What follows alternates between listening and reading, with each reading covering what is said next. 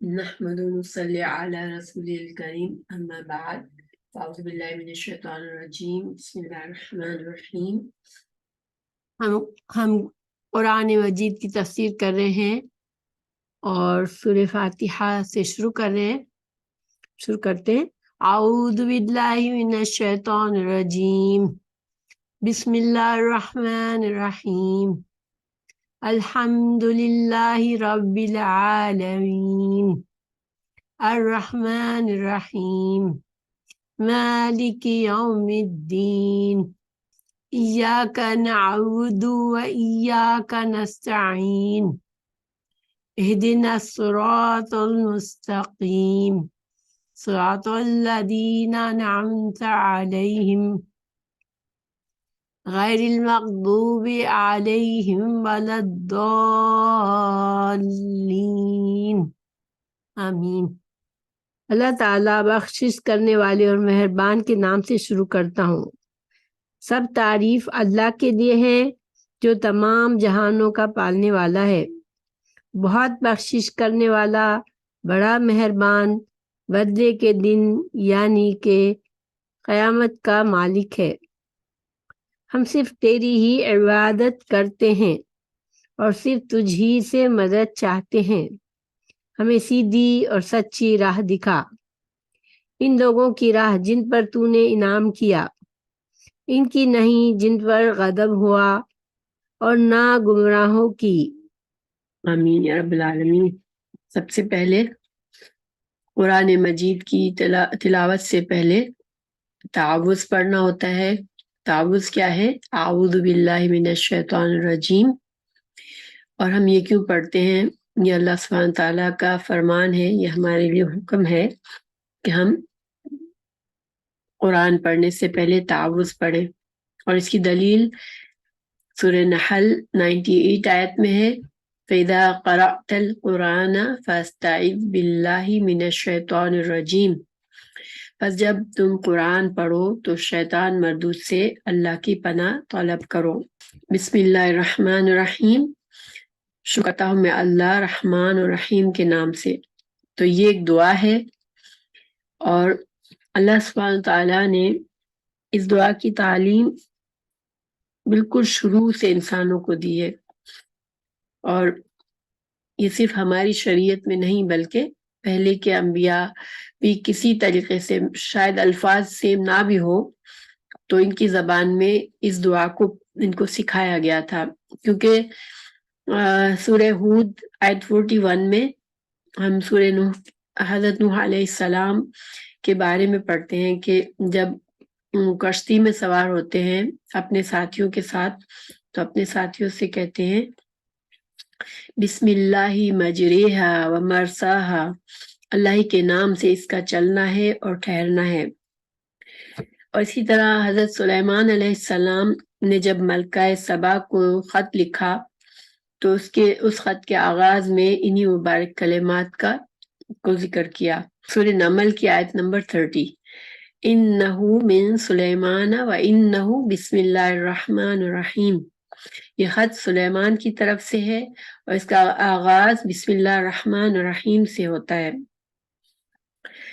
تو ہمیں بھی یہ بات سکھائی گئی کہ کسی بھی قابل ذکر کام کرنے کے لیے ہمیں پہلے بسم اللہ پڑھنا ہے۔ تو جب انسان بسم اللہ کہہ کے کوئی کام شروع کرتا ہے تو فوری طور پر اس کے ذہن میں یہ بات ہوتی ہے کہ ظاہری بات ہے کہ وہ ایک اچھا کام کرنے کے لیے پڑھتا ہے، یعنی اللہ کی نافرمانی اور بغاوت کے کام کے لیے نہیں جا رہا۔ دوسری بات یہ کہ اس دعا کے پڑھنے سے ہمیں اللہ کے دو عظیم صفات سے، ہم رحمان اور رحیم کے ذریعے، اس کا وسیلے سے ہم برکت کی دعا کرتے ہیں ہمارے کام میں۔ بسم اللہ جب پڑھ کر ہم کام شروع کرتے ہیں تو ہمیں کیا کیا چیزیں حاصل ہوتی ہیں؟ ایک تو اللہ تعالیٰ اس کام میں، ہماری نیت یہ ہوتی ہے کہ اللہ تعالیٰ ہمیں اس کام میں برکت عطا کریں گے۔ دوسرے، اس کام میں اگر ہم سے کوئی غلطی ہوئی، کوئی خطا ہوئی تو اللہ سبحانہ تعالیٰ اس دعا کی برکت سے اس غلطی کے نقصان سے ہمیں بچائیں گے۔ تیسرا، اس کام کو اچھی طرح کرنے اور تکمیل تک پہنچانے کی قوت اور ہمت عطا ہوگی ہمیں۔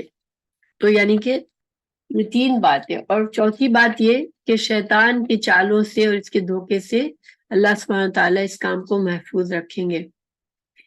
اور 5ویں اور آخری بات کہ دنیا میں اس کام کو اللہ سبحانہ تعالیٰ ہمارے لیے مفید بنائیں گے، اور آخرت میں اللہ کی رضا کا ذریعہ، اللہ کی رضا حاصل کرنے کا ذریعہ بنے گا یہ کام ہمارے لیے۔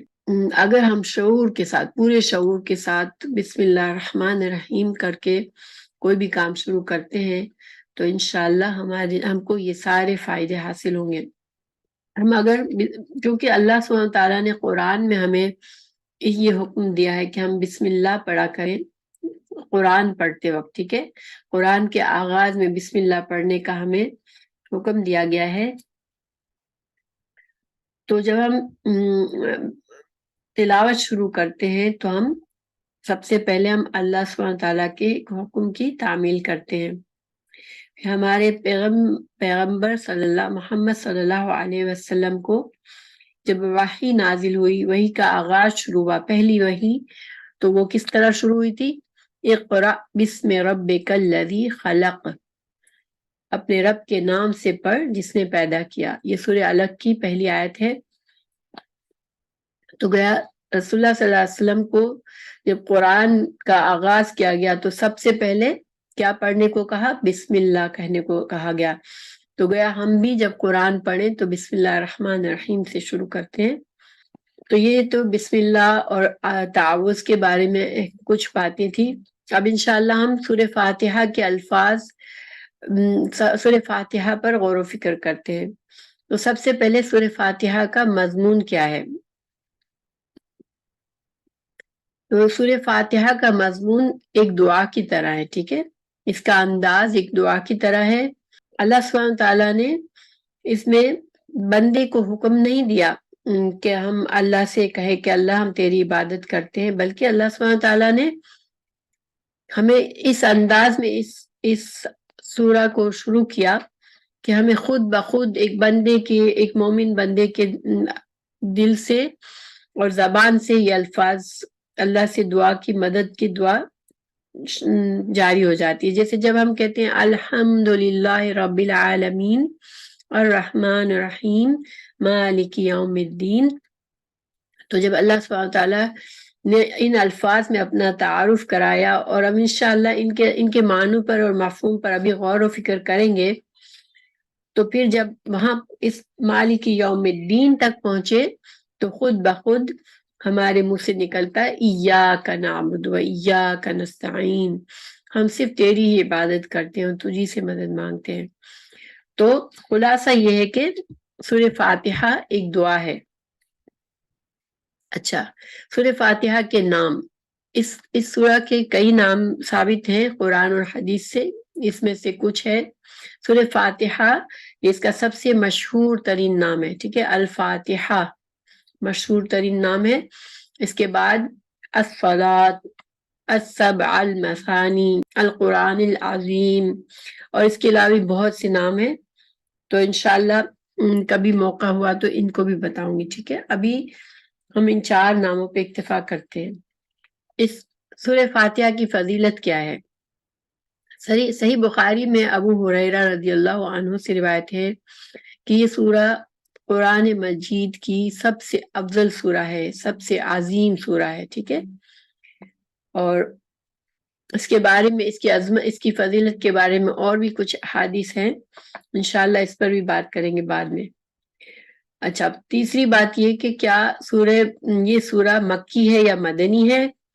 تو اس کے بارے میں دونوں رائے موجود ہے کہ یہ مکی بھی ہے، کسی نے کہا مدنی بھی ہے، لیکن اس کے بارے میں جو مضبوط، اسٹرونگ اور راجح رائے ہے وہ یہ ہے کہ یہ مکی سورہ ہے۔ اچھا، اور اس سورہ کا حکم کیا ہے کہ نماز کی ہر رکعت میں اس کو پڑھنا فرض ہے، ٹھیک ہے۔ تو اس سورہ کے لیے حدیث جو حکم ہے کہ لا صلاۃ لمن لم یقرأ بفاتحۃ الکتاب، یہ حدیث کی 7 مشہور کتابوں میں ہے، صحیح بخاری، صحیح مسلم، سنن ابو داود اور باقی نسائی اور ابن ماجہ وغیرہ میں۔ اور اس کا مطلب کیا ہے اس حدیث کا؟ کہ جس نے سورہ فاتحہ نہ پڑھی اس کی کوئی نماز نہیں. تو اس سے یہ ثابت ہوتا ہے کہ ہر سورہ فاتحہ کو ہر رکعت میں پڑھنا لازمی ہے، چاہے انسان اکیلا نماز پڑھ رہا ہو، چاہے وہ جماعت میں ہو، چاہے وہ امام ہو، چاہے مقتدی ہو، چاہے وہ نماز جہری ہو یا سری ہو. یعنی کہ جو بعض نمازیں جو بآواز پڑھتے ہیں اور بعض ہم خاموشی سے پڑھتے ہیں، ان سب میں سورہ فاتحہ کا پڑھنا لازمی ہے. اس کے بعد ہم کوئی سورہ پڑھتے ہیں. ٹھیک ہے. اچھا، اب انشاءاللہ ہم سورہ فاتحہ کے کچھ الفاظ پر کچھ غور و فکر کرتے ہیں، کہ الفاظ کو سمجھنے کی کوشش کرتے ہیں. الفاظ سے پہلے میں تھوڑا سا آپ کو بتا دوں کہ عربی زبان میں جو ورڈز ہوتے ہیں وہ عام طور پر حروف اصلی سے بنے ہوئے ہوتے ہیں. حروف اصلی جو ہوتے ہیں وہ اکثر زیادہ تر 3 ہوتے ہیں. ٹھیک ہے. اور پھر جب انہی حروف اصلی کو مختلف سانچوں میں ڈالا جاتا ہے تو مختلف الفاظ بنتے ہیں، جن کے معنی میں روٹ ورڈ کا یعنی کہ حروف اصلی کا میننگ بھی ہوتا ہے اور سانچے کا میننگ بھی ہوتا ہے. جیسے اس سانچے کو عربی میں وزن کہتے ہیں. مثال کے طور پر حمد، حمد سورہ حمد کا روٹ ورڈ ہے یعنی حروف اصلی ہے ہا میم دال. اب اسی روٹ ورڈ سے حامد، محمود، محمد، حمید یہ سارے الفاظ بنے اور اس کے علاوہ بہت سارے بنے ہیں. تو ان سب میں تعریف، حمد کا معنی تو ضرور ہوگا لیکن تھوڑا تھوڑا فرق ہوگا.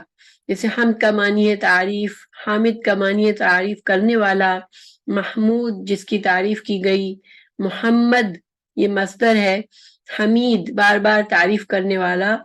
سورہ فاتحہ کے الفاظ الحمد سے شروع ہوتا ہے. الحمد یہ 2 لفظوں سے مل کے بنا ہے، ال اور حمد. لفظ ال جو ہے وہ آپ نے خود بھی قرآن پڑھتے ہیں انشاءاللہ تو آپ نے دیکھا ہوگا کہ ال جو ہے بہت سے اسماء کے شروع میں ہوتا ہے. ال حروف ال جو ہے وہ اسم پر آتا ہے. ٹھیک ہے، فعل پر نہیں آتا. تو ال کے کئی معنی ہے. اس میں سے جو کچھ جو مشہور معنی جو ہم بار بار جن سے گزریں گے وہ ہے، سب سے پہلے ال جو ہے وہ کامن ناؤن کو پراپر ناؤن بناتا ہے. کیا مطلب؟ جیسے ہم کہتے ہیں کتابن، ا بک، انگلش میں کہیں گے ا بک، کتابن. لیکن الکتاب، خاص بک، دا بک. ٹھیک ہے. تو یعنی کہ کامن ناؤن کو پراپر ناؤن بناتا ہے. اور عربی میں اس کو ہم کہتے ہیں نکرہ کو، کامن ناؤن کو نکرہ کہتے ہیں. اور ال کے ساتھ جو نام ہوتا ہے اس کو معرفہ، خاص کہتے ہیں. ٹھیک ہے. معرفہ کا مطلب ہوتا ہے جس کی پہچان ہوتی ہے، اور کامن ناؤن کو نکرہ کہتے ہیں جس کی ہمیں پہچان نہیں ہوتی. ٹھیک ہے. تو ال کے کئی معنی ہیں. تو اس میں سے پہلا معنی میں نے آپ کو بتایا کہ خاص کا معنی دیتا ہے، یعنی کامن ناؤن کو پراپر ناؤن بناتا ہے. ال کا دوسرا معنی ہے تمام. جیسے ہم سورہ فاتحہ میں پڑھتے ہیں الحمد، آپ نے دیکھا ہوگا کہ اس کا ترجمہ کیا ہوتا ہے؟ تمام تعریف، تمام تعریف. ٹھیک ہے. تو ال جو ہے یہ تمام کا معنی ال سے آ رہا ہے. ٹھیک ہے. تو ال جو ہے وہ تمام کا معنی دیتا ہے. اسی طرح کبھی کبھی جنس کا معنی دیتا ہے، جیسے والعصر ان الانسان لفی خسر. تو یہاں پر والعصر ان الانسان، الانسان سے مطلب ہے، دیکھیں انسان کا معنی ہوتا ہے آدمی. ٹھیک ہے. یعنی کہ انسان ہم سب سمجھتے ہیں انسان کی کیا معنی ہے، انسان آدمی. لیکن جب الانسان آیا تو اس کا مطلب ہے نوع انسانی، یعنی تمام انسان. ٹھیک ہے. والعصر ان الانسان لفی خسر کا کیا معنی ہے؟ کہ تمام انسان خسارے میں ہے. قسم ہے زمانے کی، تمام انسان خسارے میں ہے. تو ال کا دوسرا معنی کیا بتایا میں نے؟ تمام کا. ٹھیک ہے. اچھا، ال کا ایک اور معنی بھی جو سورہ فاتحہ میں ہی ہم پڑھیں گے، اس کا وہ ہے وہ جو. دیکھیں المغضوب، المغضوب کا ترجمہ ہم کرتے ہیں وہ جو غضب کیے گئے. الضالین وہ جو گمراہ ہوئے. الصراط وہ جو سیدھا راستہ ہے، الصراط المستقیم، وہ جو سیدھا راستہ ہے، ٹھیک ہے. تو وہ جو کا ترجمہ کہاں سے آ رہا ہے؟ یہ ال سے آ رہا ہے. تو ال کے یہ سارے معنی ہیں. اب حمد، لفظ حمد جو ہے وہ ہا میم دال سے بنا ہوا ہے. اس کا حروف اصلی ہا میم دال ہے، اور اس کے دو معنی ہوتے ہیں، ٹھیک ہے. اور اگر ہم حمد، لفظ حمد کا ترجمہ اردو میں کریں نا تو مکمل ترجمہ نہیں کر پاتے. کیوں؟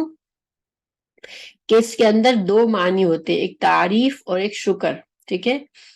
تو حمد کا لفظ جو ہے نا صرف اور صرف اللہ سبحانہ تعالیٰ کے لیے استعمال ہوتا ہے. جب لوگوں کی تعریف کرتے تو ہم مدح کرتے، اردو میں مدح کہتے ہیں، یعنی تعریف کرنا.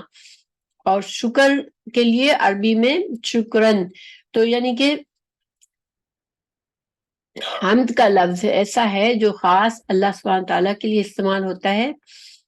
تو اللہ حمد، الحمد، تو اس کا کیا معنی ہوا کہ اللہ سبحانہ تعالیٰ خود تعریف والا ہے. ایک معنی یہ ہوتا ہے اللہ سبحانہ تعالیٰ خود تعریف والا ہے، ٹھیک ہے. کیا مطلب ہے؟ دیکھیں کوئی چیز آپ کو خوبصورت لگتی ہے، ٹھیک ہے. کوئی بچہ ہے، کوئی لڑکی ہے، آپ کو خوبصورت لگتی ہے. آپ نے دیکھا بہت پیاری شکل اللہ نے دی ہے اس کو، تو آپ اس کی تعریف کرتے ہیں، اس کی خوبصورتی سے معروف ہو کے تعریف کرتے ہیں. لیکن اس کا یہ مطلب نہیں ہے کہ آپ کو اس سے کوئی فائدہ پہنچائے، ٹھیک ہے. کیا ہوا کہ وہ اپنی ذات میں وہ پرسن خوبصورت ہے، یہ اس کی ایک ذاتی خوبی ہے کہ وہ خوبصورت ہے، لیکن اللہ سبحانہ تعالیٰ نے اس کو وہ صفت دی ہے، لیکن آپ کو ان کی اس صفت سے کوئی فائدہ نہیں پہنچ رہا، ٹھیک ہے. وہ تعریف ہم نے کی، کیوں؟ اس لیے کہ ہم متاثر ہوئے ان کی تعریف، ان کی خوبصورتی سے. لیکن شکر کیا ہوتا ہے؟ جب انسان کو کسی اور کے ذریعے سے فائدہ پہنچتا ہے، ٹھیک ہے. کسی نے آپ کا کام کر دیا، کسی نے آپ کی کسی مشکل میں مدد کر دی، کوئی آپ کا اچھا فرینڈ ہے اور ہر موقع پہ جب بھی کبھی آپ کو اس کی ضرورت ہوتی ہے وہ آپ کے لیے کچھ نہ کچھ مدد کرتا ہے، تو آپ اس کا شکر ادا کرتے ہیں. اسی طرح اللہ سبحانہ تعالیٰ کا ہم جب سوچتے ہیں اللہ کی نعمتوں کے بارے میں تو ہمارے دل میں اللہ کا شکر پیدا ہوتا ہے، ٹھیک ہے. جب ہم حمد کہتے ہیں تو پھر ہمارے دل میں دونوں چیزیں ہوتی ہیں. ایک تو یہ کہ اللہ سبحانہ تعالیٰ خود تعریف کے قابل ہیں، اللہ سبحانہ تعالیٰ کی ذات بالکل، یعنی کہ ہم اس کا شکر کریں کہ نہ کریں، اللہ سبحانہ تعالیٰ اپنی ذات میں تعریف کے قابل ہیں. دوسرا یہ کہ اللہ سبحانہ تعالیٰ سے ہمیں بے شمار فائدے ہوتے ہیں، بے شمار نعمتیں اللہ سبحانہ تعالیٰ ہمیں عطا کرتے ہیں، تو اس وجہ سے ہم اللہ کی شکر مند ہیں. تو الحمد، تمام تعریف و شکر صرف اللہ سبحانہ تعالیٰ کے لیے ہے. یہ تو ہو گیا حمد کا معنی. اب دوسرا لفظ دیکھتے ہیں، للہ. تو یہ بھی دو لفظوں سے مل کے بنا ہے. ایک ہے لام، کسرہ کے ساتھ لام، لی، اور دوسرا اللہ، لفظ جلالہ. تو جو لی ہے اس کا مطلب ہوتا ہے لیے، ٹھیک ہے. یہ حرف ہے اور اس کا مطلب ہے لیے. اچھا، ایک بات اور میں آپ کو بتا دوں کہ عربی زبان میں جو حروف ہوتے ہیں وہ صرف ایک الفابیٹ، ایک حروف پر بنے ہوئے نہیں ہوتے، بعض اوقات دو پر بھی ہوتے ہیں، دو سے بنے ہوتے ہیں. جیسے الہ کا مطلب ہوتا ہے طرف، وہ بھی ایک حرف سمجھا جاتا ہے عربی میں. اسی طرح من کا مطلب ہوتا ہے سے، ٹھیک ہے. تو یہ حرف جو ہے کبھی 3 لفظ سے بھی مل کے بنتے ہیں، کبھی 2 سے بھی، کبھی 1 سے بھی. لیکن وہ حرف کیوں کہلاتے ہیں کہ جب حرف کو اکیلا استعمال کریں، اکیلا بولیں تو وہ سننے والوں کو پورا فائدہ نہیں دیتے. جیسے اگر میں کہتی ہوں لیے، تو اب صرف میں لیے کہہ کے چپ ہو جاتی ہوں تو سننے والے کو کوئی فائدہ نہیں پہنچتا. وہ ایک حرف جو ہے وہ کسی اسم اور فعل کے ساتھ ملتے ہیں جب فائدہ دیتے ہیں، ٹھیک ہے. جیسے الحمدللہ، تمام تعریف اللہ کے لیے. تو اب ہمیں لیے کا فائدہ سمجھ میں آیا، لیے کا مطلب صحیح سمجھ میں آیا. اللہ، یہ حرف اس کو ہم کہتے ہیں حرف جلالہ، اوکے. اور یہ اللہ سبحانہ تعالیٰ کا ذاتی نام ہے، ٹھیک ہے. اور اس میں کئی خصوصیات ہیں. اس لفظ کی 20 کے قریب خصوصیات علماء نے بتائی ہیں. تو انشاءاللہ میں ابھی یہاں تو 20 خصوصیات نہیں بتاؤں گی، لیکن ایک بتاتی ہوں کہ جب ہم لفظ جلالہ سے پہلے والے حروف پر فتح یا ضمہ ہوتا ہے، یعنی کہ پیش یا زبر یا پیش ہوتی ہے، تو ہم اللہ اللہ فل ماؤتھ سے پڑھتے ہیں. اور جب لفظ جلالہ سے پہلے والے حروف پر کسرہ ہوتا ہے تو ہم للہ للہ آسان سافٹ پڑھتے ہیں. ٹھیک ہے، اللہ اللہ. اللہ جو ہے اس کے پہلے اگر زبر ہو تو یا ضمہ ہو تو اللہ، اس کے پہلے کسرہ ہو تو للہ سافٹ. اچھا، لفظ رب. لفظ رب بھی یہ اللہ سبحانہ تعالیٰ کی صفاتی نام ہے، اللہ سبحانہ تعالیٰ کا صفاتی نام ہے. اور یہ لفظ جو ہے رب، یہ کسی انسان کے لیے نہیں استعمال ہو سکتا، صرف اللہ سبحانہ تعالیٰ کی صفت ہے. اور اس کے معنی کیا ہے؟ پرورش کرنے والا، کسی چیز کا مالک اور آقا. ٹھیک ہے. اچھا، جب رب کا لفظ جو ہے کسی چیز کے ساتھ، یعنی کہ رب البیت گھر کا مالک، تو وہ انسان کے لیے استعمال ہو سکتا ہے. ٹھیک ہے. رب المال مال کا مالک، مال والا. لیکن صرف رب کسی چیز سے ملائے بغیر جب ہم رب کہتے ہیں تو وہ صرف اور صرف اللہ سبحانہ تعالیٰ کے لیے ہوتا ہے. اس کے معنی کیا میں نے بتائے کہ پرورش کرنے والا، کسی کا مالک، آقا. ٹھیک ہے. جب ہم کہتے ہیں رب العالمین، رب العالمین، تو عالم کہتے ہیں عالم، عالمین کی جمع ہے عالم. تو عالم کا معنی ہوتا ہے، جیسے دیکھیں انسانوں کا عالم ہے، شیطانوں کا عالم ہے، جنوں کا عالم ہے، پرندوں کا عالم ہے، حیوانات کا عالم ہے. یعنی تمام مخلوق جو ہے، جب ہم کہتے ہیں رب العالمین، تو اس میں کیا مطلب ہوا کہ تمام مخلوقات جتنی بھی ہیں ان سب کا رب. تو رب العالمین کہہ کے تمام کسی کا بھی شرک سے مکمل طور پر ہم نے اس کو خارج کر دیا کہ جب رب ہی سب چیزوں کا عالم ہے، تمام جہانوں کا عالم رب ہی ہے، تو پھر کسی اور کی ملکیت کچھ بھی نہیں ہے. ٹھیک ہے. اچھا، الرحمن الرحیم، یہ دو الفاظ ہیں اور دونوں کا روٹ ورڈ ہے را ہا میم، مگر ان کا دونوں کا وزن الگ ہے. ٹھیک ہے. رحمان رحمان یہ فعلان کے وزن پر ہے. اور اس کے وزن میں کیا خصوصیت ہوتی ہے فعلان کے وزن میں؟ کہ اس میں جوش اور زیادتی ہوتی ہے معنی کی. ٹھیک ہے. جیسے مثال کے طور پر غضبان، غضبان غصے سے بھرا ہوا جب کوئی شخص ہوتا ہے اس کو کہتے ہیں غضبان. عطشان شدید پیاسا، پیاس سے اتنی شدید پیاس ہے کہ برداشت نہیں ہو سکی، تو عطشان. تو الرحمن یہ اس میں مبالغہ ہے، یعنی کہ معنی کی شدت ہے. اور جب اللہ سبحانہ تعالیٰ کے رحمان ہم کہتے ہیں تو اللہ سبحانہ تعالیٰ کی ذات جو ہے وہ رحمت سے بھری ہوئی ہے، اللہ سبحانہ تعالیٰ کی رحمت جوش مار رہی ہے. ٹھیک ہے. تو یہ معنی ہوتا ہے رحمان کے.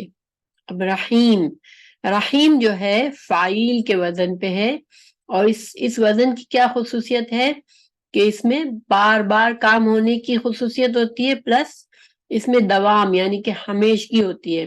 تو جب ہم کہتے ہیں رحیم تو اس کا مطلب یہ ہوا کہ اللہ سبحانہ تعالیٰ کی صفت رحمت ایسی ہے جو بار بار ہوتی ہے. بندہ کئی بار گناہ کرتا ہے، پھر پلٹتا ہے، پھر توبہ کرتا ہے، اور اللہ سبحانہ تعالیٰ پھر اس پر رحمت کرتا ہے اپنی. تو رحیم، یہ اللہ سبحانہ تعالیٰ مسلمانوں پر رحیم ہے، اور بار بار ہم توبہ کرتے ہیں، بار بار معاف کر دیتا ہے ہم کو جب بھی ہم توبہ کرتے ہیں. اور پھر ہمیشگی ہے، یعنی کہ اللہ سبحانہ تعالیٰ آج بھی رحیم ہے، کل بھی رحیم ہے، اور آخرت میں، دنیا میں بھی رحیم ہے اور آخرت میں بھی رحیم ہے. تو اس کو یہ دو الفاظ جو ہیں یہ اس پچھوں کے اس کے معنی کو سمجھنا کافی ضروری ہے. تو میں اس کو تھوڑا سا اور تفصیل بتاتی ہوں کہ علماء جو ہیں اس کے دو طرح سے معنی کرتے ہیں. ٹھیک ہے. رحمان کے بارے میں کیا کہتے ہیں کہ یہ رحمت عام ہے، اللہ سبحانہ تعالیٰ کی رحمت اتنی زیادہ ہے کہ یہ عام رحمت مومنوں پر بھی ہے، کافروں پر بھی ہے، اللہ کے فرما برداروں پر بھی ہے۔ اللہ تعالیٰ رحمان ہے اور اللہ اپنے نافرمانوں کو بھی دنیا میں فائدے دیتا ہے۔ اور یہ رحمت عام کہاں ہے؟ دنیا میں ہے، کہ دنیا میں اللہ سبحانہ تعالیٰ تمام مخلوقات کو اپنی رحمت سے ان کی ضروریات زندگی عطا فرماتا ہے، ٹھیک ہے۔ اچھا، رحیم، اس کے مقابلے میں رحیم جو ہے وہ اللہ تعالیٰ کی صفت ایسی ہے کہ اللہ سبحانہ تعالیٰ جب بھی، یہ مومنوں کے لیے خاص ہے کہ اللہ سبحانہ تعالیٰ کے پاس جب کوئی مومن گناہ کر کے پلٹتا ہے دنیا میں تو اللہ سبحانہ تعالیٰ اس کو معاف کر دیتا ہے، پلس آخرت میں اللہ سبحانہ تعالیٰ کی جو یہ رحمت رحیم کی صفت ہے یہ دوام ہے، اس میں یہ آخرت میں بھی قائم رہے گی، مومنوں کو اس سے آخرت میں بھی فائدہ ہوگا اور یہ ابدی رحمت اور ابدی جنت نصیب ہوگی مومنوں کو، ٹھیک ہے۔ تو یہ دو اس کا یہ ایک طرح سے اس کی تفصیل کرتے ہیں کہ رحمان رحمت عام ہے اور یہ دنیا میں مومنوں اور کافروں سب کے لیے ہے، اور رحیم یہ اس میں دوام ہے، اس میں ہمیشگی ہے، اور یہ اللہ سبحانہ تعالیٰ مومنوں کے لیے ہے یہ رحیم دنیا میں بھی آخرت میں بھی۔ دوسرا، اللہ سبحانہ تعالیٰ الرحمن ہے تو اس نے اپنی جوش رحمت سے مخلوق کو صرف پیدا ہی نہیں فرما دیا، ٹھیک ہے، کہ پیدا کر دیا پھر اس سے غافل ہو گیا، کہ رحمت نے جوش مارا اللہ نے پیدا کر دیا اور اس سے غافل ہو گیا، نہیں، بلکہ اس کی رحیمیت، وہ رحیم بھی ہے کہ وہ پیدا کرنے کے بعد بندوں کی پرورش اور نگہداشت بھی فرما رہا ہے اور بندوں کی تمام ضرورتوں کو پورا کرتا ہے۔ تو یہ رحمان اور رحیم ایک صفت کو لانا سے بات پوری بنی نہیں رہی تھی، کہ ان دونوں کو ساتھ میں لانا ضروری تھا۔ بسم اللہ الرحمن الرحیم، الحمد للہ رب العالمین الرحمن الرحیم۔ تو یہ اللہ سبحانہ تعالیٰ اپنی رحمت سے اس نے پیدا کیا، اور اللہ سبحانہ تعالیٰ اپنی رحمت سے ہماری مسلسل تمام مخلوق کی پرورش کر رہا ہے، نگہداشت کر رہا ہے۔ تو اور بندہ جب بھی پکارتا ہے اللہ کو تو اللہ اس کی دعاؤں کو قبول کرتا ہے۔ پھر اس کی رحمتیں صرف چند روزہ زندگی تک محدود نہیں، بلکہ جو لوگ اللہ کے بتائے ہوئے راستے پر چلتے رہیں گے تو ان کو جنت میں بھی ابدی رحمتیں ملے گی، ٹھیک ہے۔ تو ان دو طرح سے ان دو صفات کی تفصیل کی گئی ہے۔ اچھا، اب دیکھیں، مالک یوم الدین، مالک یوم الدین، بدلے کے دن کا مالک۔ تو الدین، لفظ الدین کا قرآن میں 4 معنوں میں استعمال ہوا ہے۔ نمبر 1 مذہب اور شریعت، ٹھیک ہے، مذہب اور شریعت۔ نمبر 2 ملک کا قانون۔ نمبر 3 اطاعت۔ نمبر 4 جزا یعنی کہ بدلہ، نیک اعمال کا صلہ اور برے اعمال کی سزا، ٹھیک ہے۔ یہ 4 معنی میں استعمال ہوا ہے، مذہب اور شریعت، ملک کا قانون، اطاعت اور جزا، نیک اعمال کا صلہ اور برے اعمال کی سزا۔ تو یہ 4 معنی ہوئے۔ تو یہاں پر مالک یوم الدین میں کیسے استعمال ہوا ہے؟ یہ جزا کے معنی میں استعمال ہوا ہے، یعنی کہ بدلے کے دن کا مالک۔ تو جزا کے دن کا مالک، جزا اور سزا کے دن کا مالک۔ اور مالک کے معنی ظاہری بات ہے اونر ہوتے ہیں کسی چیز کا، اپنی چیزوں، ہماری اس پر پورا کنٹرول ہے، اس کا اونرشپ ہے، تو اس کو مالک کہتے ہیں۔ اب آگے ہے ایاک نعبد و ایاک نستعین، ہم صرف تیری ہی عبادت کرتے ہیں اور صرف تجھ ہی سے مدد مانگتے ہیں۔ تو ایاکا، ایاکا کا مطلب ہوتا ہے تیری، ٹھیک ہے، ایاکا تیری، نعبدو یہ فعل ہے، اور اس کا فعل یعنی کہ ورب، عربی میں اس کو فعل کہتے ہیں، یعنی کہ کوئی کام ہو رہا ہے، ٹھیک ہے۔ تو ایاک نعبدو، نعبدو کا مطلب کیا ہے؟ ہم عبادت کرتے ہیں، ٹھیک ہے، نعبدو ہم عبادت کرتے ہیں۔ اور اس لفظ کے حروف اصلی کیا ہے؟ عین با دال، تو شروع میں جو نون ہے اس کا مطلب ہے ہم، ٹھیک ہے۔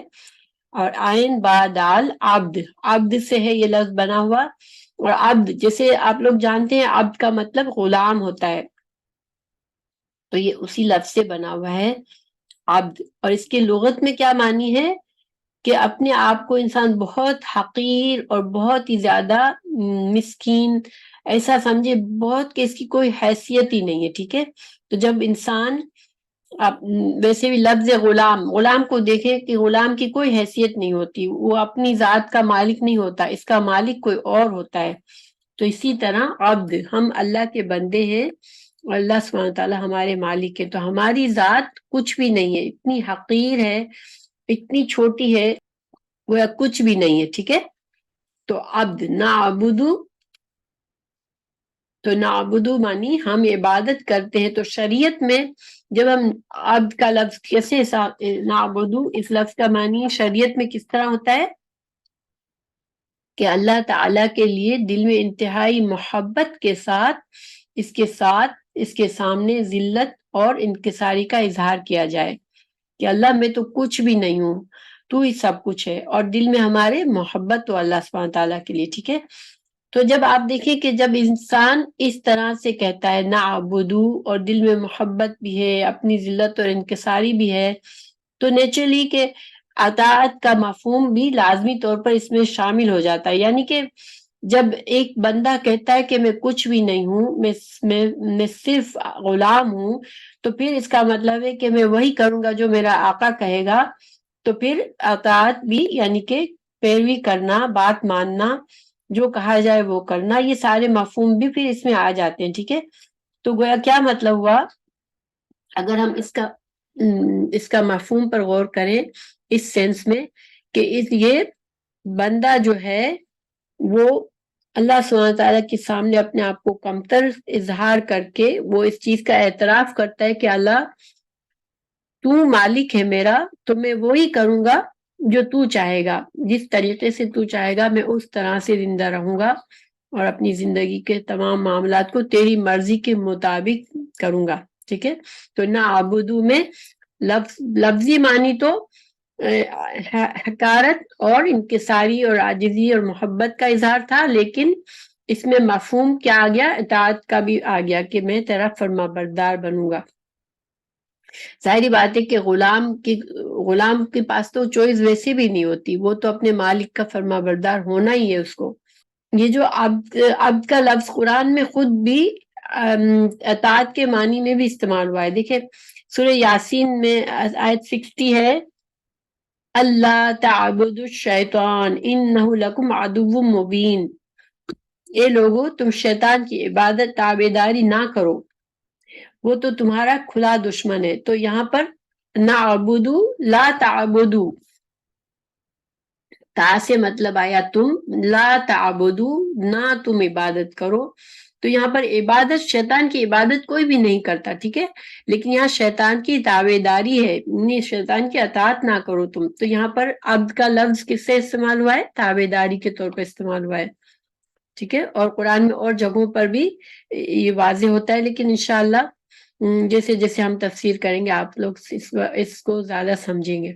اب ایاک نعبدو کا پھر کیا مطلب ہوا، صرف تیری ہی عبادت کرتے ہیں. تو یہ کہہ کر بندہ جو ہے اللہ کے اس حق کا اعتراف کرتا ہے کہ جس اللہ نے مجھے اور ساری کائنات کو پیدا کیا، اور جو سب جہانوں کا پالنے والا ہے، جو رحمان ہے، جو رحیم ہے، تو پھر اللہ ہی کا حق ہے کہ بندہ صرف اسی کی عبادت کرے اور اسی کی بات اس طرح سے مانے کہ اس کی بات کے خلاف کسی اور ہستی کی بات کو نہ مانے.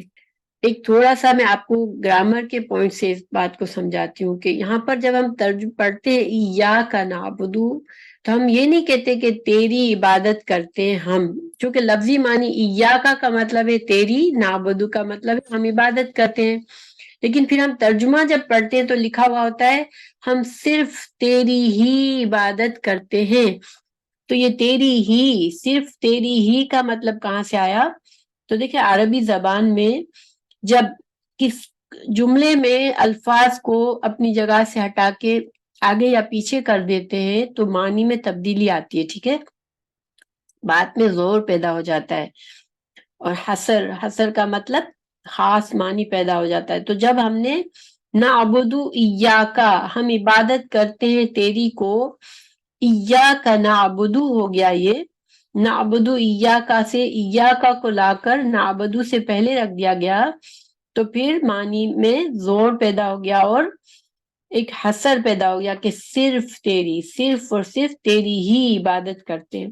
کہ جب الفاظ کو آگے پیچھے کرتے ہیں تو یہ ہمیشہ بامقصد ایک زور پیدا کرتا ہے بات میں۔ تو ایاکا نعبدو اصل میں تھا نعبدو ایاکا، ہم عبادت کرتے ہیں تیری، پھر ایاکا کو آگے کر دیا گیا۔ اسی طرح نستعین، ایاکا نستعین، تو نستعین کا روٹ ورڈ ہے، حروف اصلی ہے عین، واو اور نون، اور اس کا مطلب جو لغت میں ہے وہ یہ ہے کہ جیسے دیکھیں مثال کے طور پر کوئی انسان کوئی کام کر رہا ہے، خود محنت کر رہا ہے، لیکن اس کو اس کام میں مشکل آ رہی ہے تو وہ کسی کی مدد مانگتا ہے، ٹھیک ہے، اس کام کو کرنے میں، تو وہ کہتا ہے کہ مجھے عین واو نون سے اس کی یہ لفظ استعمال کرتا ہے۔ تو ہم جب نستعین کہتے ہیں تو اس کا مطلب یہ ہوا، ایاکا نستعین کا کیا مطلب ہوا کہ اللہ میں تو کوشش کر رہا ہوں، میں تو محنت کر رہا ہوں کہ میں تیرا فرما بردار بن جاؤں، میں ہر چیز تیری مرضی سے کروں، لیکن مجھے یہ کام بہت مشکل ہے، تو میری مدد کر، میں تیری مدد چاہتا ہوں اس میں، ٹھیک ہے۔ تو نستعین، ایاکا نستعین، ہم تیری ہی مدد چاہتے ہیں، ہم تیری ہی مدد طلب کرتے ہیں۔ تو یہاں پر ایاکا نستعین کا یہ مطلب ہے، ٹھیک ہے۔ دیکھیں کہ بندہ جو ہے جب اللہ کی عبادت کرنے کے لیے، خاص زندگی کے ہر پہلو میں اللہ کی اطاعت کرنے کے لیے اللہ کی توفیق کا محتاج ہوتا ہے۔ یہ کام اتنا آسان نہیں ہے کہ ہم کہیں کہ ہم اللہ سبحانہ تعالیٰ کی بالکل فرما بردار ہو جائیں، اس لیے کہ ہمارا نفس جو ہے وہ اس کے خلاف جاتا ہے۔ جب ہمیں اللہ کی مکمل فرما برداری کرنی ہے، بندہ بن کے یعنی کہ غلام بن کے رہنا ہے، تو اس کے لیے ہمارا نفس اس میں ہمارے اس چیز کو پسند نہیں کرتا، اس لیے کہ دیکھیں انسان کا نفس میں خود غرضی ہوتی ہے، وہ چاہتا ہے ہر چیز اس کی مرضی سے ہو۔ تو ہم کو اپنی مرضی کو اگر اللہ کی مرضی کے تابع کرنا ہے تو یہ بہت مشکل کام ہے، اس وجہ سے بندہ جو ہے اللہ سے مدد مانگتا ہے۔ جب ہم یہ کہتے ہیں ایاکا نعبد و ایاکا نستعین، تو اس سے ایک فائدہ یہ بھی ہوتا ہے کہ صرف تیری عبادت کرتے ہیں، صرف تجھ سے مدد چاہتے ہیں، تو پھر ہم نے شرک کو بالکل ختم کر دیا۔ ہم اللہ سبحانہ تعالیٰ کے ساتھ اللہ کی ذات میں کسی کو شریک نہیں کرتے، ہماری بندگی بھی اللہ کے لیے، اور ہم تمام مدد مانگنا بھی اللہ ہی سے ہے، تو شرک کی نفی ہو جاتی ہے، ٹھیک ہے۔ اب آگے ہے اہدنا الصراط المستقیم،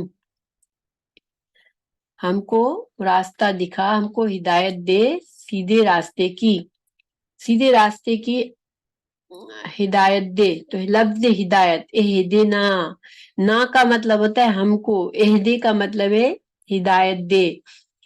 تو ہدایت، لفظ ہدایت کا روٹ ورڈ ہے ہا دال یا، ٹھیک ہے، ہا دال یا۔ یہاں پر اہدنا میں یا نظر نہیں آ رہا ہم کو، لیکن یہ اس لیے نظر نہیں آ رہا کہ عربی میں حروف یا اور حروف واو جو ہیں ان کو حروف علت کہتے ہیں، اور یہ ان کو حروف علت یعنی کمزور لیٹرز کہتے ہیں، اور بعض اوقات حروف کی خوبصورتی کو قائم رکھنے کے لیے اور اختصار کے لیے ان کو گرا دیا جاتا ہے، ٹھیک ہے۔ تو یہاں اہد میں یا کو گرا دیا گیا ہے، ٹھیک ہے، تو اس کا روٹ ورڈ ہے ہا دالیا۔ اب اس میں اس کا کیا مطلب ہے اہدنا، اہدنا، تو ہم پہلی بات یہ امر ہے، امر کا صیغہ ہے، اور ہم اللہ سبحانہ تعالیٰ سے التجا کر رہے ہیں کہ اللہ تو ہمیں ہدایت دے، ہدایت دے۔ اب ہدایت کیا ہوتی ہے؟ ہدایت میں 3 چیزیں ہیں، ٹھیک ہے، راستہ دکھا، نمبر 1 راستہ دکھا، نمبر 2 راستے پر چلنے کی توفیق عطا فرما، نمبر 3 منزل مقصود تک پہنچا۔ یہ 3 معنی پائے جاتے ہیں اہدے میں، ٹھیک ہے، ہدایت میں۔ تو قرآن میں یہ لفظ جو ہے یہ مختلف معنوں میں استعمال ہوا ہے، کہیں راستہ دکھانے کے مطلب میں بھی استعمال ہوا ہے، کبھی توفیق اور منزل مقصود تک پہنچانے کے معنی میں بھی ہوا ہے، یعنی تینوں معنی میں بھی استعمال ہوا ہے اور صرف راستہ دکھانے کے معنی میں بھی استعمال ہوا ہے۔ جیسے مثال کے طور پر سورہ شورا کے آیت نمبر 52 میں رسول اللہ صلی اللہ علیہ وسلم سے فرمایا گیا وَإِنَّكَ لَتَهْدِي إِلَى صِرَاطٍ مُسْتَقِيمٍ، اور بے شک آپ جو ہیں لوگوں کو راستہ دکھاتے ہیں، آپ ہدایت دیتے ہیں لوگوں کو سیدھے راستے کی۔ تو یہاں پر کون سی ہدایت ہے؟ یہاں پر معنی ہے کہ آپ راستہ دکھاتے ہیں، سیدھا راستہ دکھاتے ہیں لوگوں کو، ٹھیک ہے۔ لیکن دوسری جگہ پر سورہ القصص میں آیت 56 میں ہے اِنَّكَ لَا تَهْدِي مَنْ أَحْبَبْتَ، بے شک آپ ہدایت نہیں دے سکتے جس کو آپ چاہیں۔ تو یہاں پر لا تہدی نہیں ہدایت دے سکتے۔ تو دیکھیں پہلی آیت میں کہا گیا کہ آپ ہدایت دیتے ہیں، اب اس میں کہا گیا آپ ہدایت نہیں دے سکتے، آپ ہدایت نہیں دیتے، جس کو آپ چاہیں اس کو آپ ہدایت نہیں دے سکتے۔ تو یہاں پر کیا فرق کیا ہے دونوں میں کہ دوسری بار یہ جو ہدایت ہے لا تہدی میں، اس میں ہدایت اپنے تینوں معنی کے ساتھ ہے کہ آپ راستہ تو دکھا سکتے ہیں لیکن آپ کسی کو توفیق اور استقامت نہیں دے سکتے کہ وہ منزل تک پہنچ جائے، ٹھیک ہے۔ یہ صرف اللہ سبحانہ تعالیٰ کرتے ہیں۔ انبیاء جو ہیں وہ صرف لوگوں کی رہنمائی کے لیے آتے ہیں، ٹھیک ہے۔ تو یہاں پر دونوں معنی آپ کے سامنے، دونوں معنی میں استعمال ہو گیا یہ اہدے کا لفظ، ٹھیک ہے۔ سورہ فاتحہ میں جب ہم کہتے ہیں اہدنا الصراط المستقیم تو ہم اللہ سبحانہ تعالیٰ سے دعا مانگ رہے ہیں اور اللہ تعالیٰ سے التجا کر رہے ہیں کہ اللہ تو ہمیں صراط المستقیم یعنی سیدھا راستہ نہ صرف دکھا دے بلکہ اس پر چلنے کی توفیق بھی عطا کر دے اور ہمیں منزل مقصود یعنی کہ جنت تک پہنچا دے۔ تو سورہ فاتحہ میں ہم اللہ سبحانہ تعالیٰ سے تینوں چیزیں مانگتے ہیں، ٹھیک ہے۔ اچھا، الصراط المستقیم یہ کیا ہے؟ الصراط کا معنی ہوتا ہے راستہ، المستقیم کا معنی ہوتا ہے سیدھا، اور یہ ال جو ہے الصراط میں ال جو لگا ہوا ہے اس کا معنی ہے وہ جو، ٹھیک ہے، وہ جو کے معنی میں، تو وہ راستہ جو سیدھا ہے، ٹھیک ہے، مستقیم ہے۔ تو یہاں پر ال جو ہے تیسرے معنی میں استعمال ہوا ہے۔ سیدھا راستہ کون سا ہے؟ سیدھا راستہ وہ ہے جو اللہ سبحانہ تعالیٰ نے خود اپنے بندوں کو دکھایا ہے، اب اللہ سبحانہ تعالیٰ نے خود بندوں کے لیے کھولا ہے، ٹھیک ہے، اور یہ وہ راستہ ہے جس کے ذریعے سے بندہ چل کر دنیا میں بھی فلاح پائے گا اور آخرت میں جنت پائے گا، ٹھیک ہے۔ آخرت کی کامیابی بھی اسی سے ملے گی اور دنیا کی کامیابی بھی اسی سے ملے گی، اس لیے کہ اللہ سبحانہ تعالیٰ نے ہمیں پیدا کیا ہے، وہ جانتے ہیں کہ ہمارے لیے کون سا طریقہ بہتر ہے دنیا میں بھی اور آخرت میں بھی۔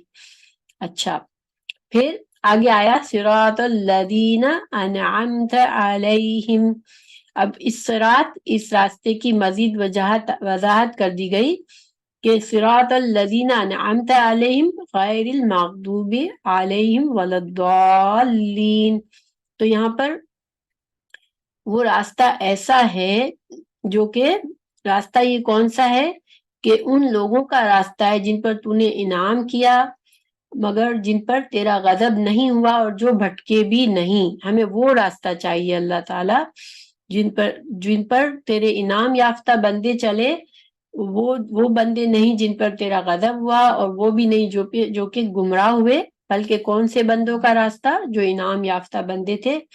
اور انعام یافتہ بندے کون ہوتے ہیں؟ اس کی تعریف جو ہے انعامتا نعمت سے ہے، اور نعمت جو ہے یہ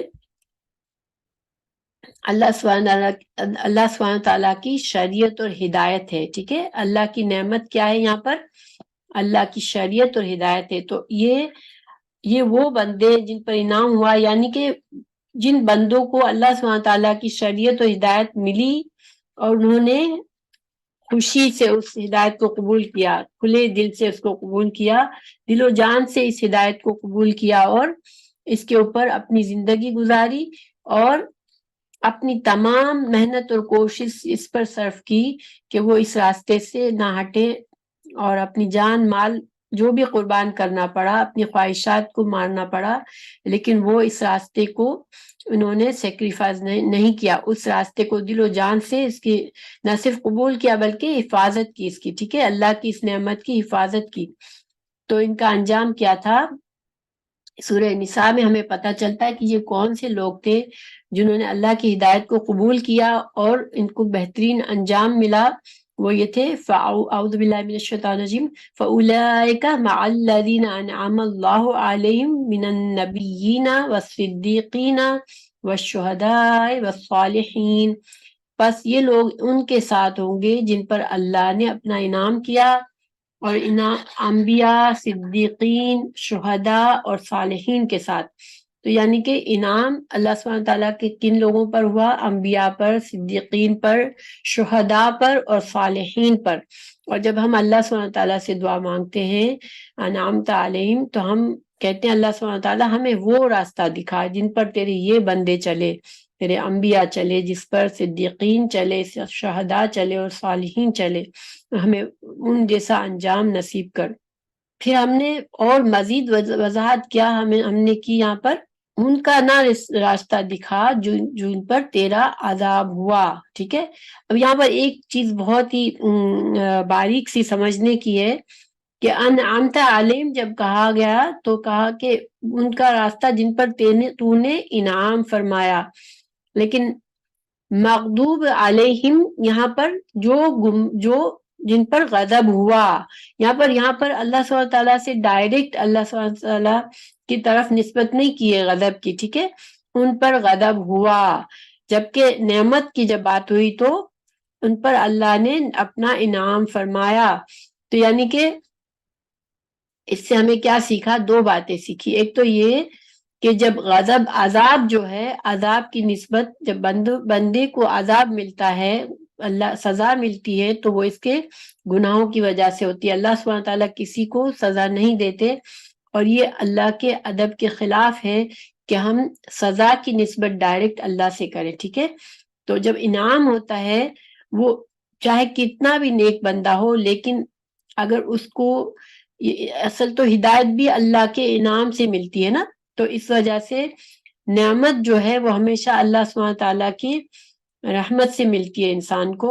کوئی انسان یہ نہیں کہہ سکتا کہ میں نے اس کو کمایا ہے، اللہ کی نعمت کو کمایا ہے، نہیں، اللہ سبحانہ تعالیٰ خود انعام جن پر کرتے ہیں تو یہ اللہ ہی کی طرف سے ہوتا ہے۔ اس وجہ سے انعمت علیہم، تو نے انعام کیا، مغضوب علیہم جن پر غضب ہوا، ٹھیک ہے، جن پر غضب ہوا۔ اچھا، اسی طرح اب مغضوب علیہم کون لوگ ہیں؟ تو اس کے بارے میں صحابہ کرام اور بہت سے علماء نے تفسیر یہ کی ہے کہ یہ یہود ہیں، اس لیے یہودی لوگ ہیں۔ کیوں؟ کہ اللہ سبحانہ تعالیٰ نے بے شمار انبیاء ان کے لیے اتارے، اور انہوں نے اس کے باوجود اللہ کے فرما بردار بن کے نہ رہ سکے، بلکہ انبیاء کو قتل کیا، بہت سے انبیاء کو جھٹلایا، بہت سے انبیاء کو قتل کیا۔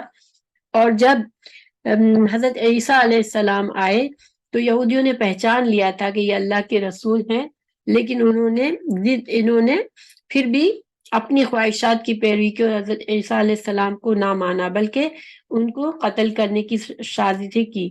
اسی طرح جب رسول اللہ صلی اللہ علیہ وسلم آئے تو ان کو پتا تھا، ان کی کتابوں میں آپ صلی اللہ علیہ وسلم کی تمام نشانیاں موجود تھی، لیکن انہوں نے اپنی ضد اور حسد کی وجہ سے آپ کو رسول ماننے سے انکار کیا، حالانکہ وہ آپ کے مبعوث ہونے سے پہلے وہ آپ کا انتظار کر رہے تھے کہ رسول آئے گا اللہ کا۔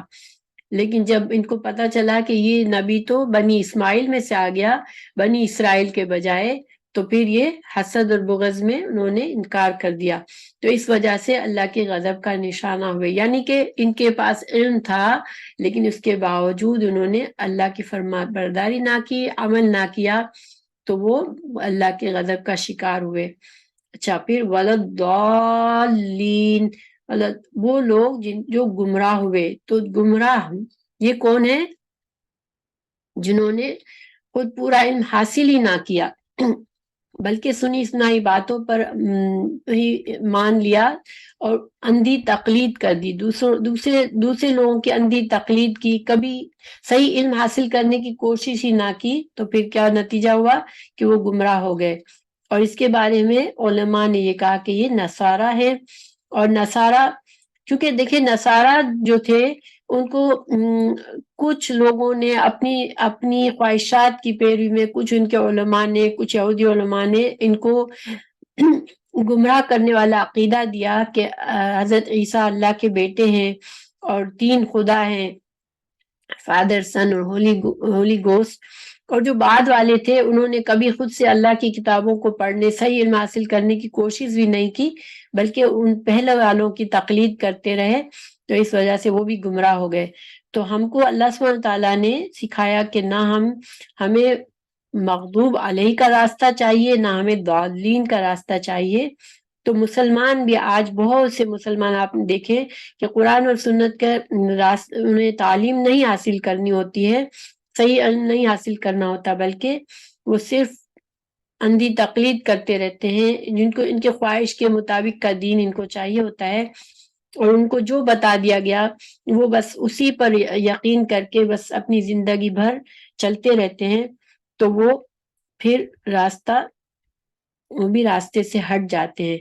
تو ہمیں یہ بات سکھائی گئی کہ علم حاصل کرنا ضروری ہے، انسان اس سے عذاب سے بچ نہیں سکے گا۔ اگر انسان کہے گا کہ میں تو لا علمی میں گمراہ ہو گیا، تو وہ بچے گا نہیں۔ کیوں کہ علم اللہ سبحانہ تعالیٰ نے سورہ فاتحہ ہمیں ہی بتا دیا، ہمیں ان سے پناہ مانگنے کی سکھایا کہ جن پر غضب ہوا اور جو گمراہ ہوئے لا علمی میں، ان سب سے اللہ ہمیں تو بچا، ہمیں ان کا راستہ دے جو کہ انعام یافتہ ہے۔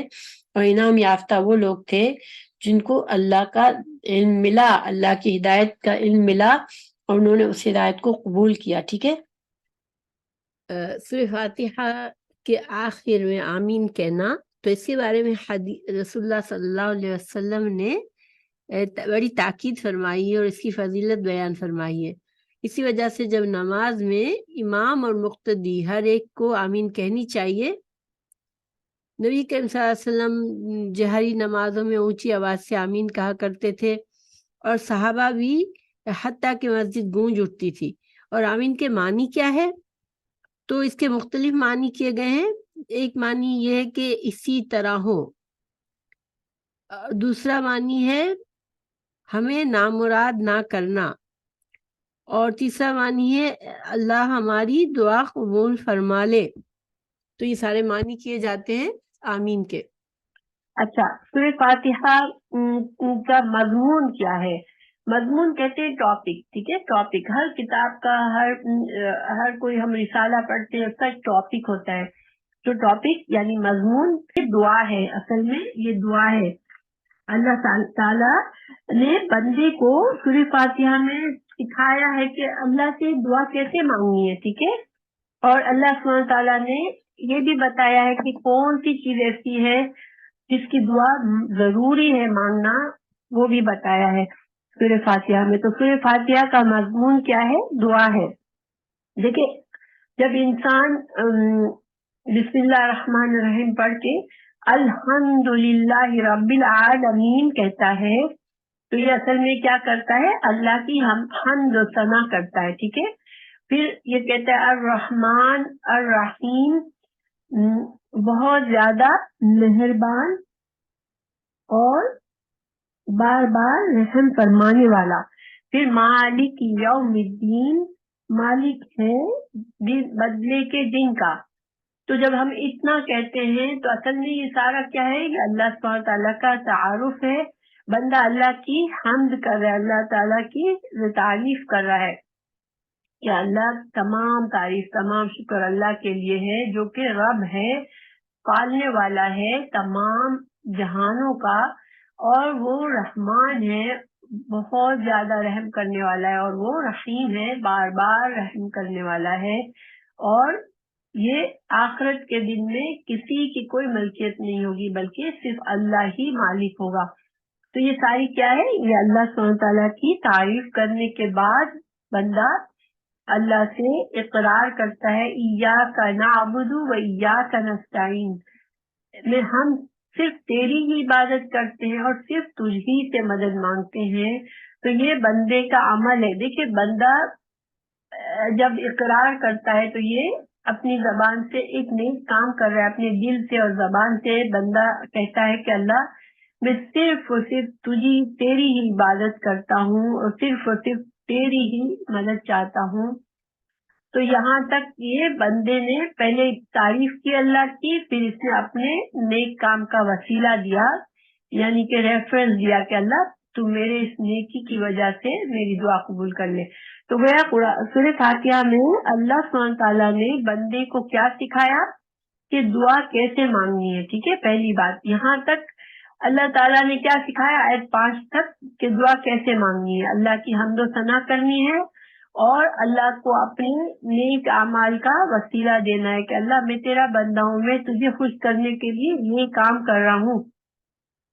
پھر اس کے بعد اپنے دل میں جو چیز ہے وہ دعا مانگنی ہے. تو پھر اللہ نے ہمیں وہ چیز مانگنے کو سکھایا سورہ فاتحہ میں جو کہ سب سے زیادہ ضروری ہے کہ ہدایت مانگنا. تو ہم نے سورہ فاتحہ میں اللہ سے ہدایت مانگی اور ہدایت کے میں نے تین درجے بتائے تھے. کسی کو یاد ہے کہ ہدایت کے 3 درجے کیا ہیں؟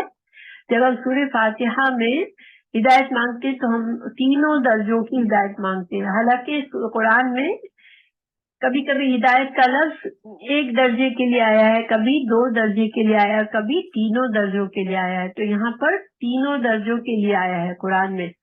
تو ہم اللہ سے کیا مانگے ہیں؟ اللہ ہمیں تو کیا دے؟ سیدھا راستہ دکھا دے. ٹھیک ہے، نمبر 1 سیدھا راستہ جو ہمیں تیری طرف لے جائے، تیری رضامندی کی طرف لے جائے. پھر اللہ ہمیں توفیق دے دے کہ ہم اس راستے پر چلتے رہیں، ثابت قدمی دے دے. پھر نمبر 3 یا اللہ ہمیں کامیابی دے دے، اس راستے پر چل کر ہم جنت تک پہنچ جائے اور تجھ کو راضی کر لے. تو یہ اصل میں ہم نے اللہ سے ہدایت کی دعا مانگی. تو سورہ فاتحہ کا مضمون کیا ہے؟ دعا ہے. ٹھیک ہے، آپ لوگوں کو یاد ہونا چاہیے کہ سورہ فاتحہ کا ٹاپک کیا ہے؟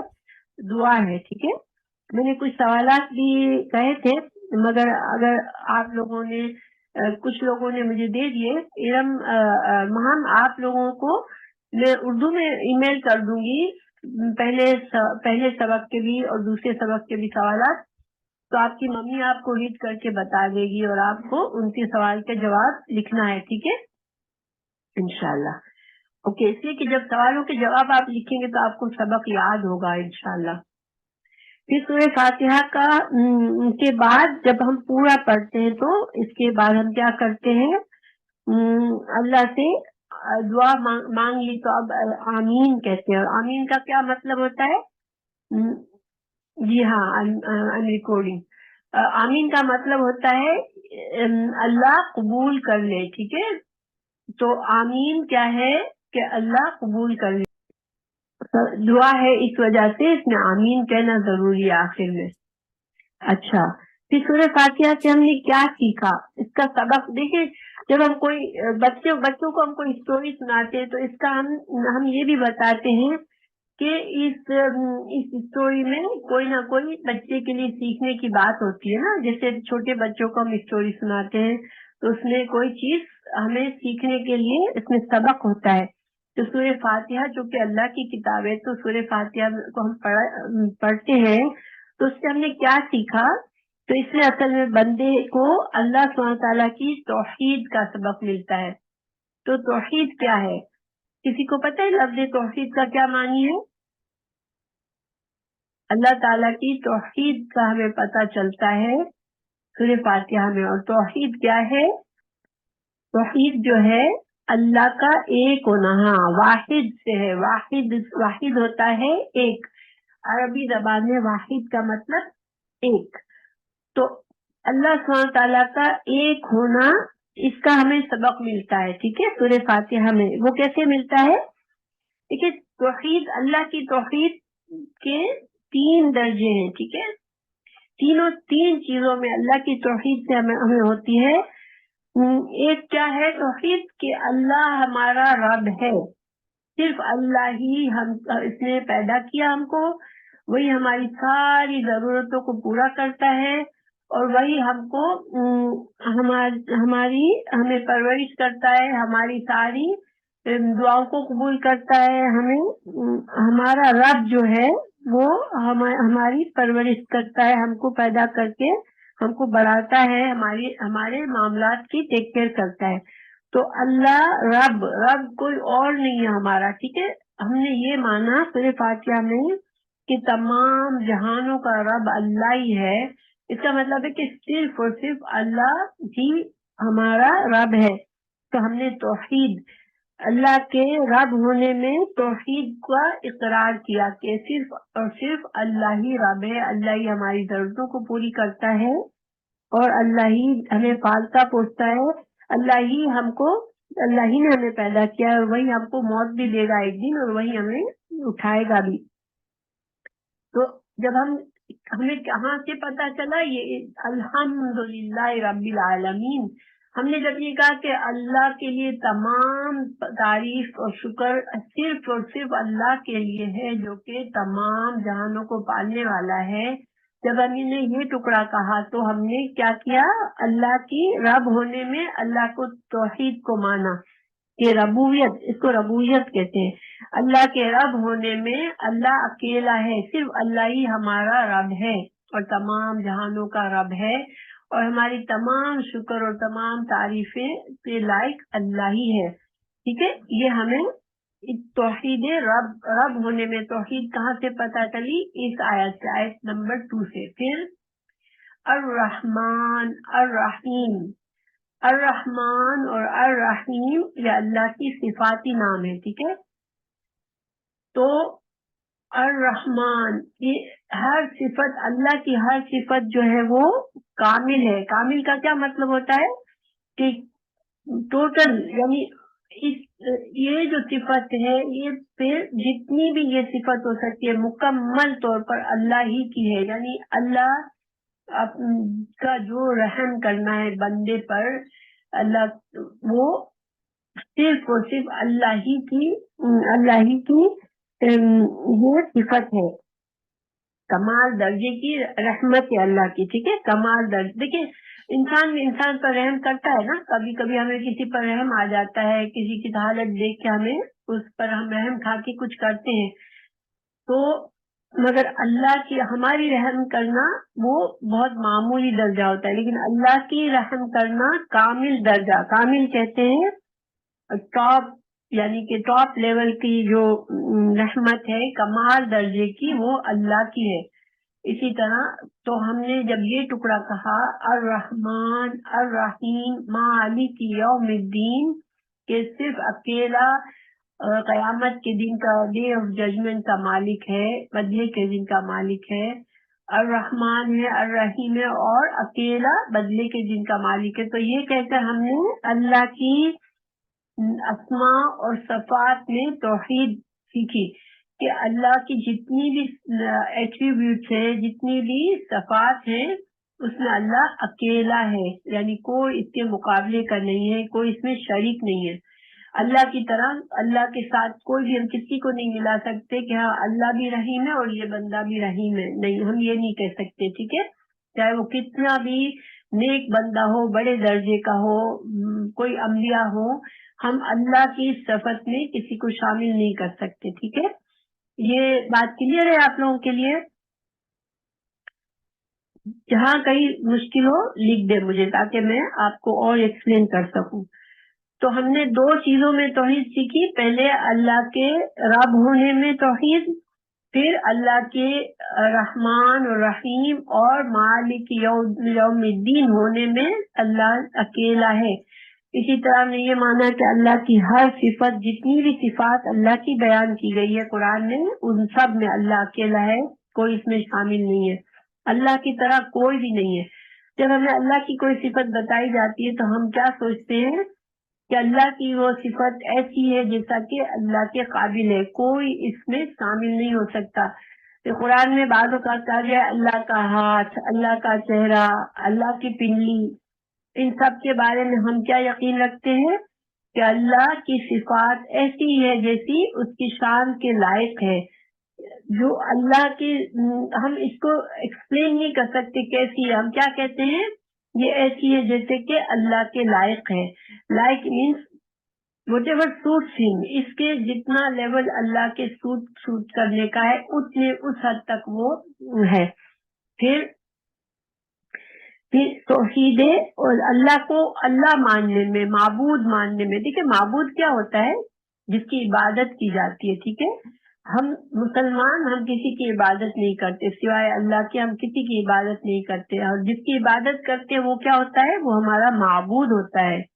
تو جب ہم کہتے ہیں کہ اللہ ہم تیری ہی عبادت کرتے ہیں، ایاک نعبد و ایاک نستعین، تو ہم نے توحید اللہ کے الہ ہونے میں، معبود ہونے میں، اللہ کو ایک ماننے کا ہم نے یقین کیا اور ہم نے زبان سے اقرار کیا.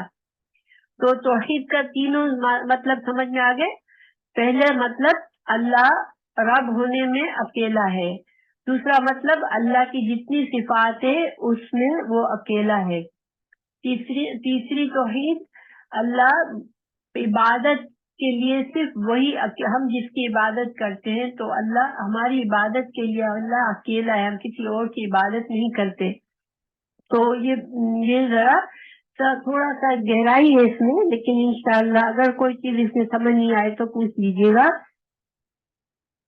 پھر تو اللہ سبحانہ تعالیٰ نے سورہ فاتحہ میں ہمیں کیا سبق سکھایا؟ توحید کا، اللہ کے ایک ہونے کا. ٹھیک ہے، کہ اللہ کی طرح کوئی بھی نہیں ہے. اللہ کی ذات ایسی ہے کہ ہم یہ نہیں کہہ سکتے کہ اللہ اس کی طرح ہے، اس کی طرح ہے. نہیں، اللہ کی طرح کوئی بھی نہیں ہے. تو پھر اللہ تعالیٰ کو اللہ نے ہمیں زندگی دی، اللہ نے ہم کو تمام فائدے دیے، ہمارے معاملات کی تدابیر اس کے ہاتھ میں ہے، وہ ہمارا سچا مددگار ہے اور ہم اسی سے دعا مانگتے ہیں. تو پھر ہم ہماری عبادت کے لائق بھی صرف وہی ہے. تو ہم نماز پڑھتے ہیں یا ہم دعا مانگتے ہیں تو ہم صرف اللہ ہی سے دعا مانگتے ہیں اور ہم صرف اللہ ہی کے لیے نماز پڑھتے ہیں. دیکھیے بعض لوگ جا کے کسی مزار پر، کسی بزرگ کی قبر پر جا کر دعا مانگتے ہیں اور وہ سمجھتے ہیں کہ یہ بزرگ چونکہ بہت نیک آدمی تھے تو ہماری اللہ تعالیٰ سے یہ ہماری دعا قبول کروا لیں گے. ٹھیک ہے، یا پھر وہ اللہ تعالیٰ نے ان کو پاور دیا ہے کہ وہ خود ہماری دعا قبول کر لیں گے. بہت سے لوگ اس طرح مانتے ہیں، لیکن یہ ایسا ماننا صحیح نہیں ہے. اللہ سبحانہ تعالیٰ جو اتنی بڑی ذات ہے، لیکن ہر بندے کو اس کا حکم کیا دیا ہے کہ مجھ سے خود مانگو، میں سنتا ہوں. جب ایک معمولی سا بندہ بھی آواز دیتا ہے اللہ کو تو اللہ سنتا ہے. اس لیے صرف اللہ سے مانگنا چاہیے. دعا ایک عبادت ہے اور عبادت صرف اللہ ہی کے لیے ہم کو اجازت دی گئی ہے، ہم کسی اور کی عبادت نہیں کر سکتے. یہ بات سب کے لیے انشاءاللہ کلیئر ہوگی کہ کہیں کسی پیر، کسی فقیر، کسی نبی، کسی کو بھی ہم یہ نہیں کہہ سکتے کہ ان کی قبر پہ جا کے آپ ہماری مشکل حل کر دیں. نہیں، صرف اللہ ہی ہماری مشکلات کو حل کر سکتا ہے. تو یہ سورہ فاتحہ میں ہم نے یہ سیکھا. پھر سورہ فاتحہ جو ہے اس کا حکم کیا ہے کہ ہر نماز کی ہر آیت میں اس کو پڑھنا ضروری ہے.